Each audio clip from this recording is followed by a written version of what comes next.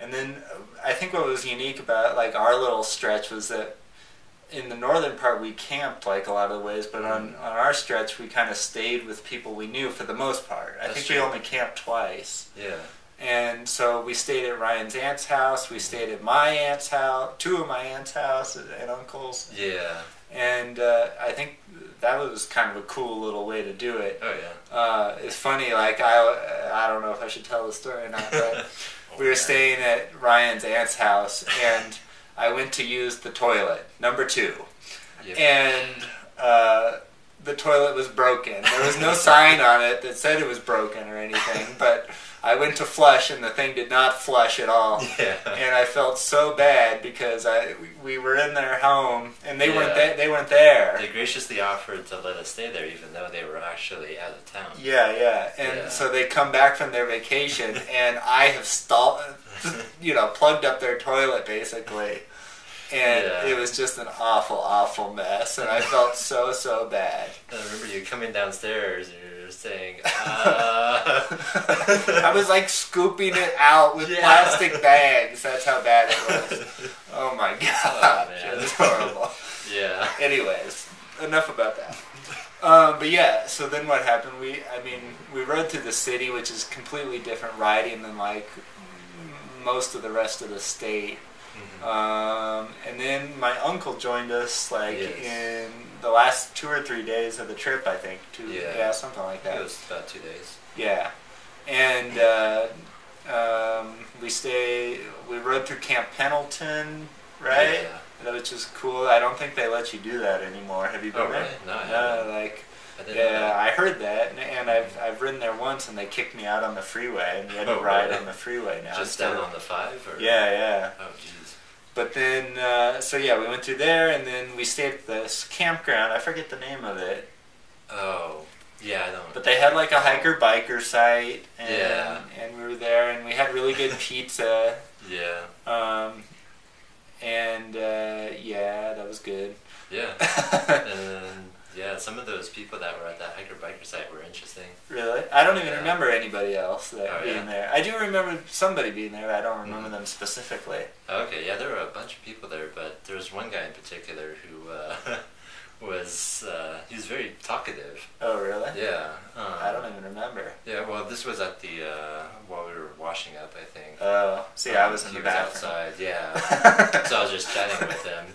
And then he was saying, like, we gotta watch out for each other. Yeah. Like us bikers or something? Yeah, basically. Oh, really? Yeah. Huh. And I guess apparently he had been having a little drink. Oh, he was a little drunk or something. Yeah, but he was really, really friendly about it. Some people get friendly, some people get angry. Oh, yeah. He was a friendly drunk. Mm-hmm. Well, that's funny. And then we stayed at this campground, and then we rode to Coronado Island, which is where my aunt and uncle live. It's right off of San Diego Bay there, right? Oh, yeah. And we spent the night there, and then the next day it's only about 30 miles to the border of the U.S. and Mexico, something like that. Really close. Yeah, maybe not even 30 miles. I don't think so, yeah. But like I remember that last day, like not wanting to go the extra 25 miles. Like, in my head, I had already finished. You know what I mean? Yeah. I don't know if you remember that or not. But yeah. I really felt like I was just done, you know? Yeah. But I'm so glad that we did that extra 20 miles or whatever, because I think I would have kicked myself later. You know what I mean? Yeah. And it was fun. It was fun just to get to the border of Mexico and get the picture. We took the photos and looking at the Mexicans like running across the border and like playing with the guards. The border patrol guy in the Jeep, right? Yeah, exactly. They were like taunting the border control. Yeah, the little kids would be like hopping in and out of the. There's like a little hole in the fence by the beach. Yeah. And then the guard in the like a Jeep on the beach would just like start accelerating, just like kicking sand up all over the place, and just race towards the kid, and the kid would just pop back, and the guy would just drive right back. Just keep on doing it. Yeah.